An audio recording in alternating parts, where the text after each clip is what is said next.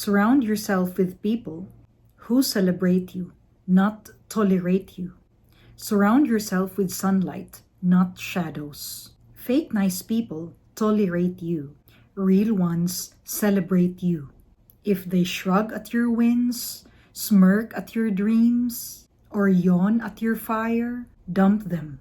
Find people who cheer when you rise, who shine when you glow, who scream, "That's my person," when you win. Toxic souls hate your light. Good, let them squirm. Your energy is gold. Don't waste it on vampires who dim your sparkle.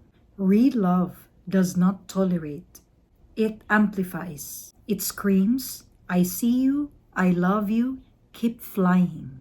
You're a masterpiece. Demand a gallery that adores you, not critics who mock the brush strokes. Cut the fake fans. Build your squad. The right people will make you unstoppable. You don't need permission to outgrow small minds. Radiate. So you must protect your peace like it's gold. You deserve a love that's loyal, friendships that are real. So delete the fakers, block the snakes, and never apologize for choosing yourself.